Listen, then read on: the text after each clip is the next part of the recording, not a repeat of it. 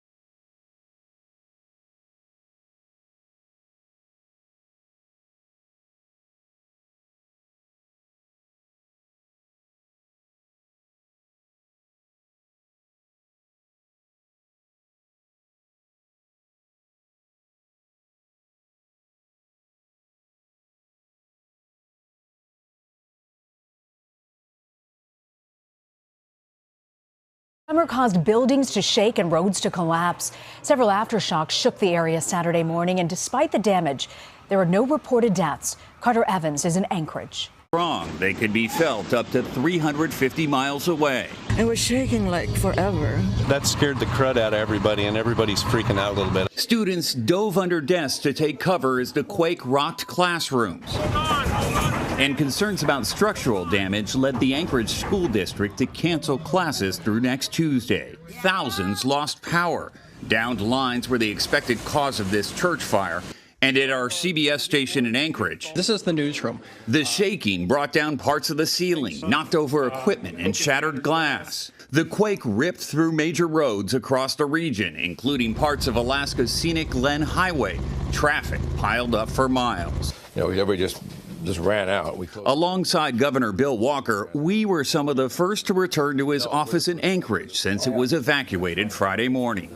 Oh, wow, look at all that. He was in one of the building's elevators at the time of the quake. Well, at first I thought it was the elevator, but then it really got going. And I thought, wow, this feels like the big one. This feels like something that could really do some damage. Later, he surveyed the damage from above with the Alaska National Guard.